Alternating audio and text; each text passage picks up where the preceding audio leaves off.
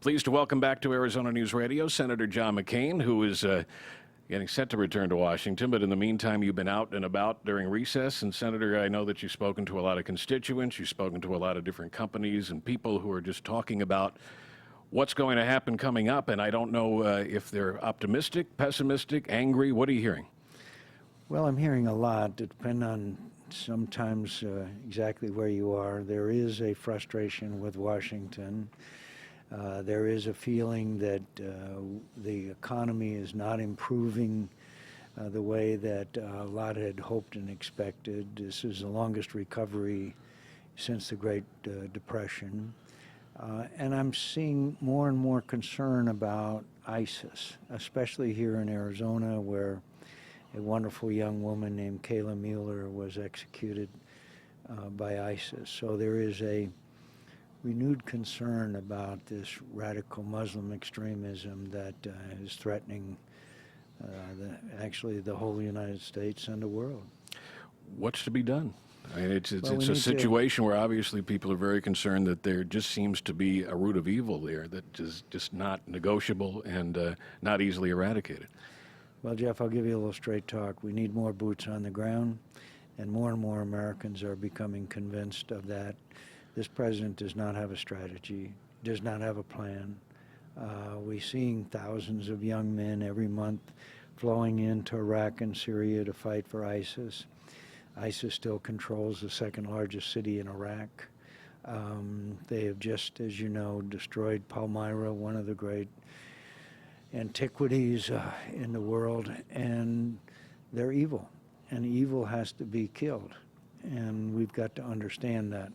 And then we will fight, once we kill them, then we will fight this ideological battle about extreme Muslim interpretation of the Quran and all that. But in the meantime, to start with, you got to kill them. Is that it? Just eliminate the numbers? Because they seem to feel that death means martyrdom, and that doesn't seem to instill any fear in those who are fighting the battle.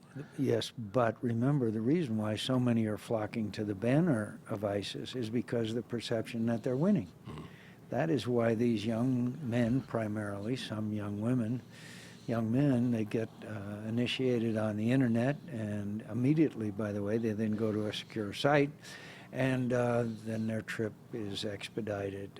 So we have to make sure that these young men, particularly Europeans, who I'm told are the best ISIS fighters, understand that they're going to go to die. Now, maybe they want to die, but I'm not sure they want to die without accomplishing something to further their radical brand of Islam.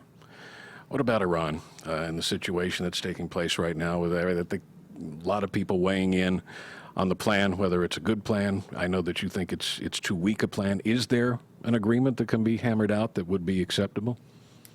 Well, I think there could have been. Clearly, the United States wanted this deal more than Iranians did. Therefore, you see it a piece of Swiss cheese, ranging from the 50 billion or more that they're going to get as soon as the agreement, before the ink is dry.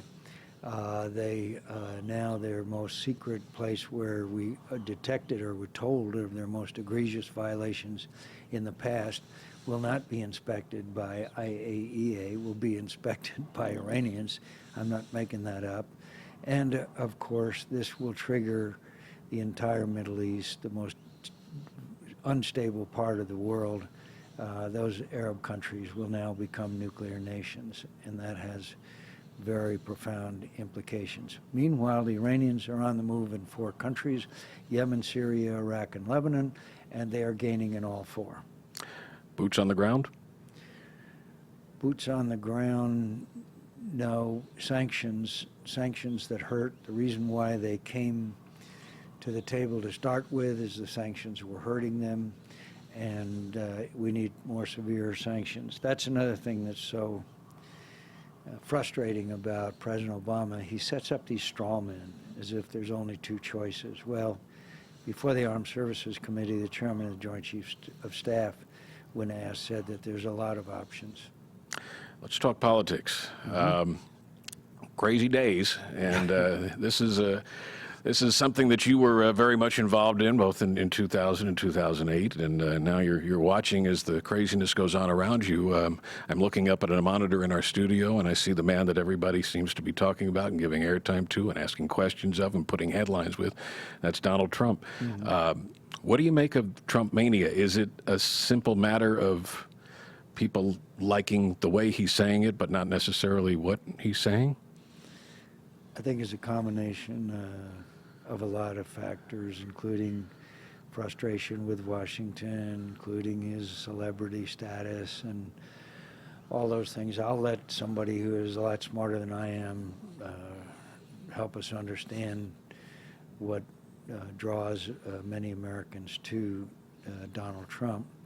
I will point out there was a Gallup poll yesterday that 14% of the Hispanic population support him, 65% disapprove of him, and strongly. My friend, no Republican can win a nationwide election with only 14% of the Hispanic vote. It's just, you can do the math, it's not there. So Trump has obviously a very excited following, but with the Hispanic voter, they are pretty unhappy. And by the way, Hispanic media is very harsh on him as well.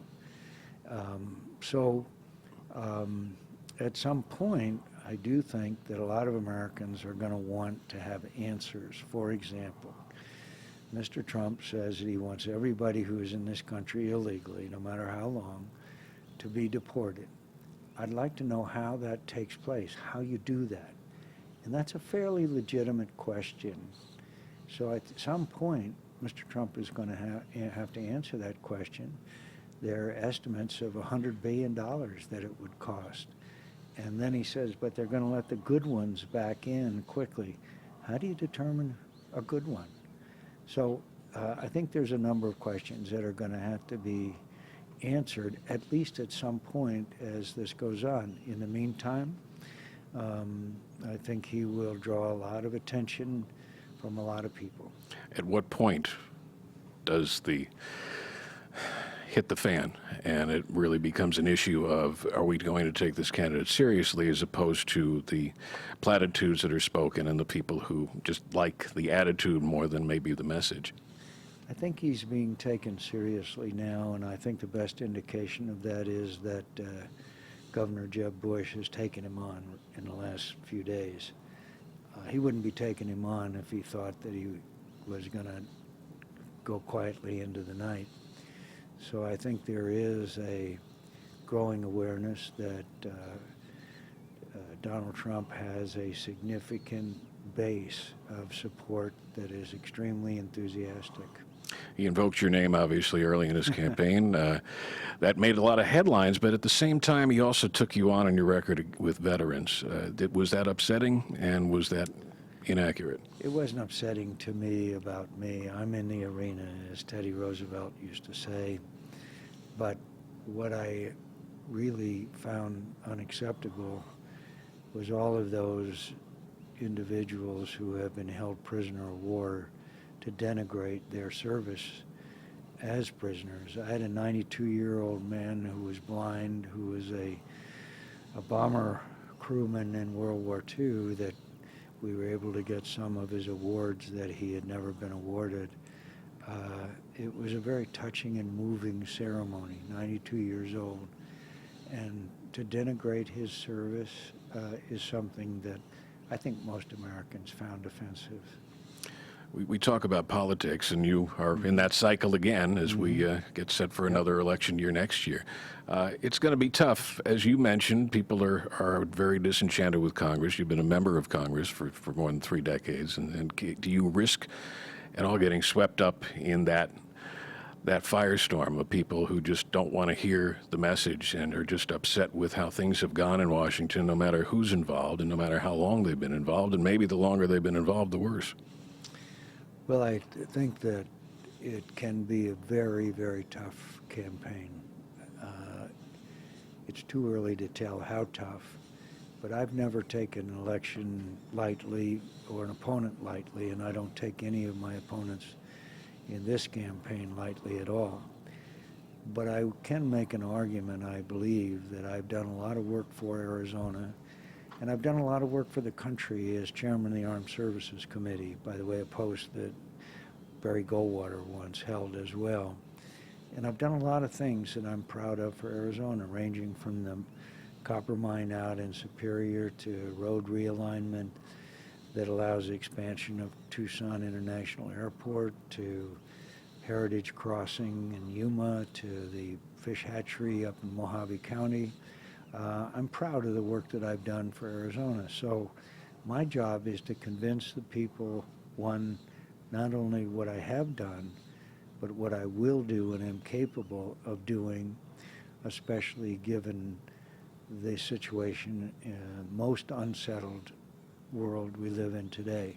We had hearings before the Armed Services Committee.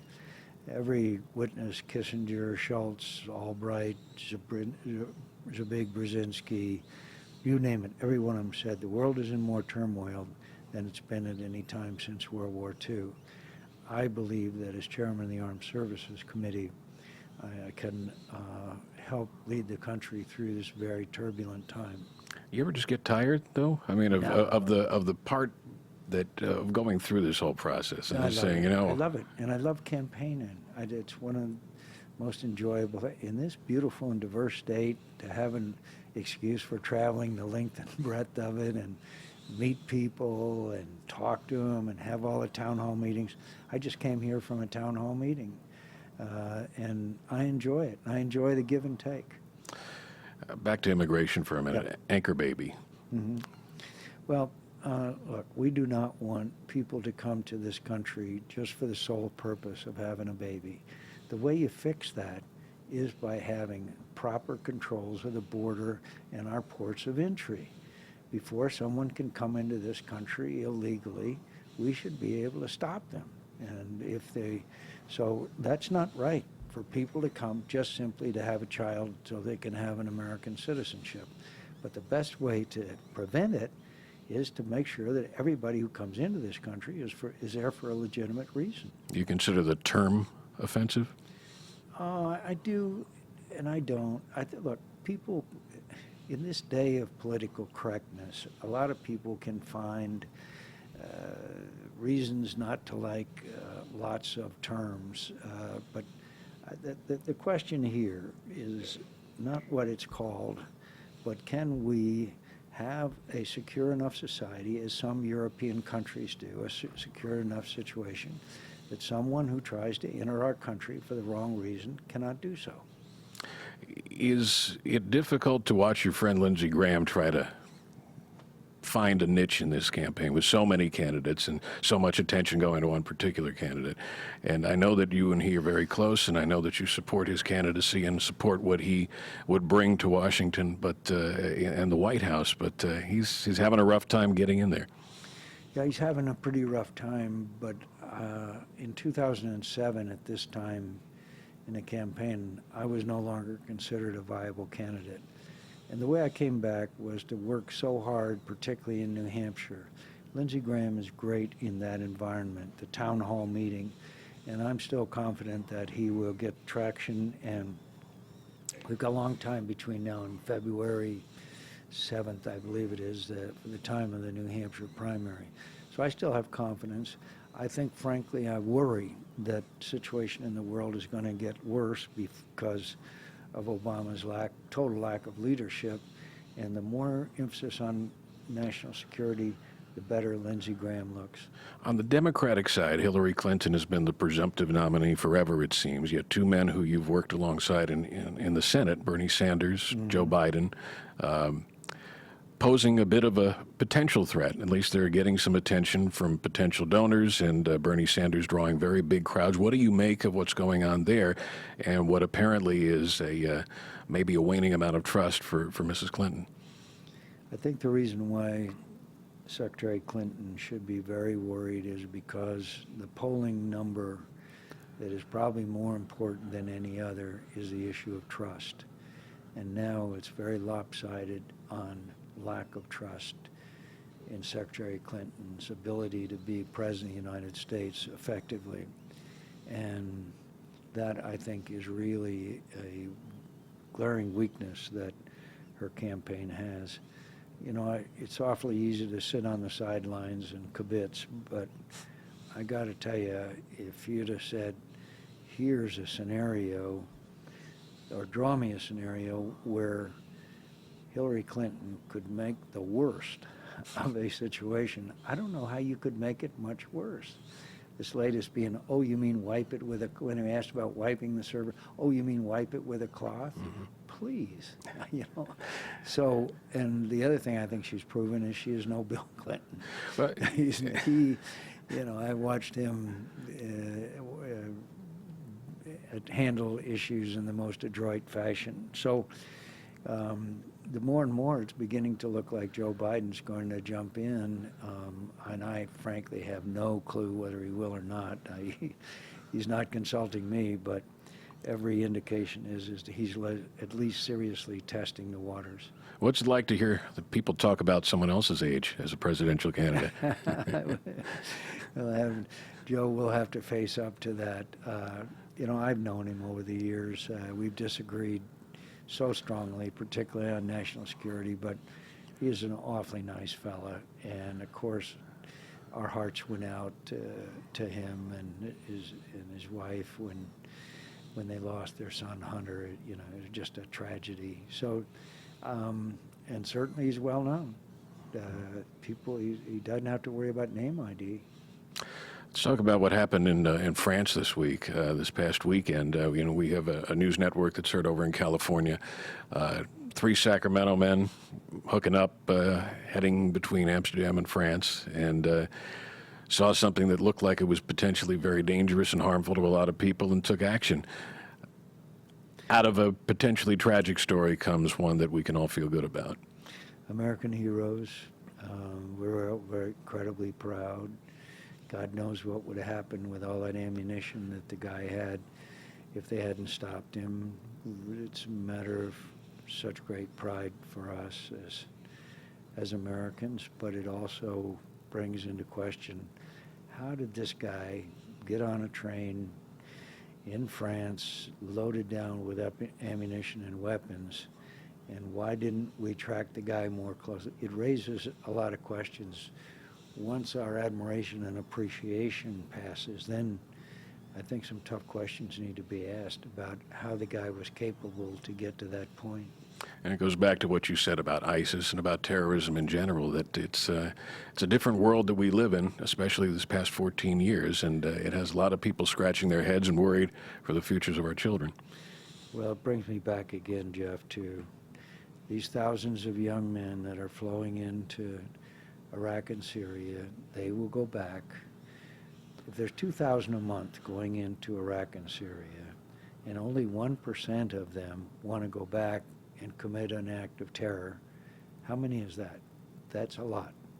And so that's why our Secretary of Homeland Security and the Director of the FBI said that these people pose a direct threat to the United States. Now, not to parse words, but they didn't say it's an immediate direct threat. They said it's a direct threat. I think they're right.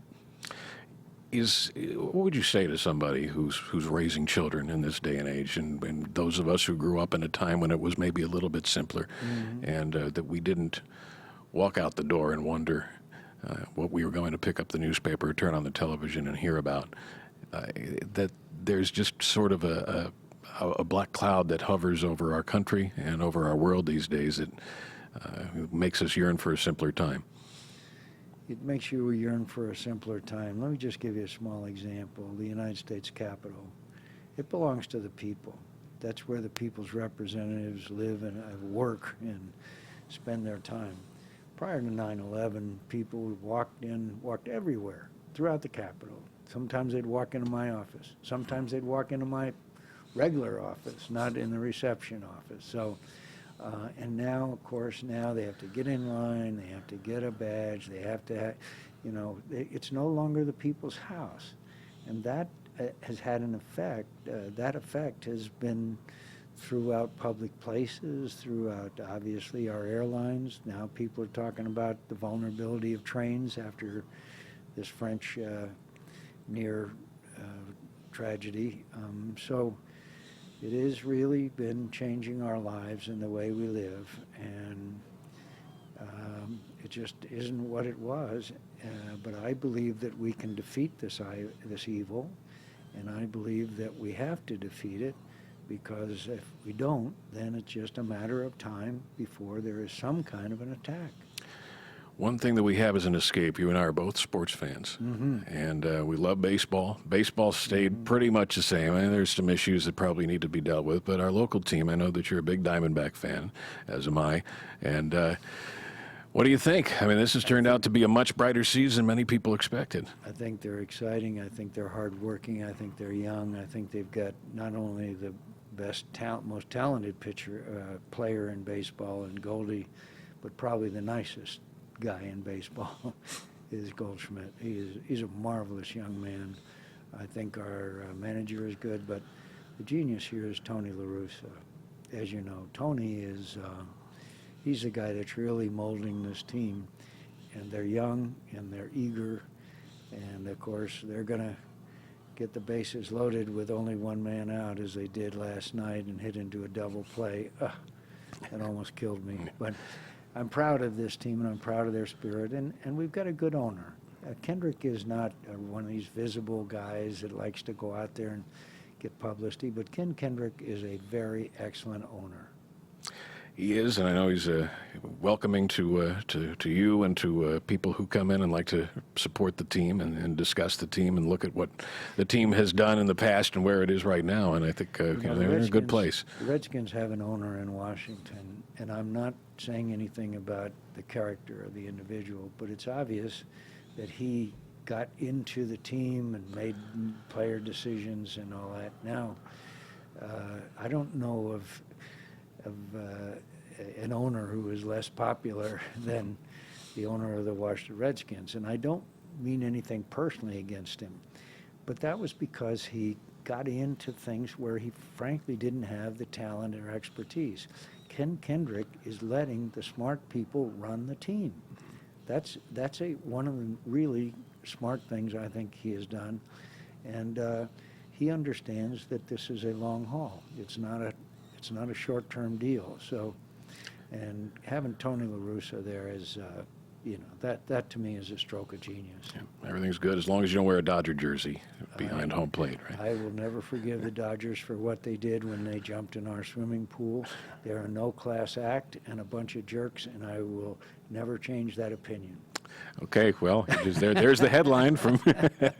I've said it 1,000 times. Are we gonna continue? But for those of our listeners who don't remember, after they sewed up the National League West, I guess it was, and they all went and jumped in our swimming pool and did more than that. And that was really a no-class thing to do. And frankly, the ownership of the Dodgers at least admitted that too. Well, are we gonna have hockey in the desert? Oh, I'm so worried, Jeff. I'm so worried now because I really am concerned that after 2 years, that's what this deal is now, that they can leave. I think we ought to look at a whole lot of options for this hockey team. By the way, Shane Doan is another one of my heroes. Maybe move back downtown. I don't know. There's rumors about building a stadium that has both, like it used to be, that has both NBA and NHL. I know the owner of the Suns is looking at it, that Sarver is looking at that option, but frankly, I'm very, very worried. The difference between a really elite town community area is when you have all 4 major league teams. And I would hate to lose the D-backs. The Coyotes. I would hate to lose the Coyotes. They've really gave us, especially in the early years, Keith Tkachuk and Jeremy Roenick. They gave us some great, great times. In hockey, there's nothing like it. I mean, if you're actually at a game and you can get swept up in the excitement, especially of playoff hockey, in some ways, it's the toughest sport of all. Yeah, it is. It's fun. It's exciting. Sports are exciting. So is politics, and we always appreciate your 2 cents and always enjoy it. By the way, we forgot to mention the Cards. I have high hopes for them, although Apparently, we're missing a couple of linemen injured, but I still think it's another case of a very good owner, by the way. Michael Bidwell is a great owner. Yeah, they finally figured it out after those years and what they've said in terms of proposing a new stadium and what they would do with the revenue from it. It's panned out. It's nothing like being a player in the NFL season when you're past week 8. Well, people ask me why I am such a sports fan, and it's because I was a mediocre high school athlete in high school and at the Naval Academy. So my admiration for these young men and women who have such incredible talent is without bounds. It's entertainment, but it's aggravating entertainment at times. Last night when Goldie struck out, oh my God! I know But that's why it's exciting. There's another game tomorrow. And, Tonight we're going to beat them. Tonight. Senator John McCain, always a pleasure. Thank you so much for coming by. We'll do it again soon, we hope, and best of luck on the road to another one. And we'll talk with you soon. Thank you, sir. Thank you, my friend. Back with more after this.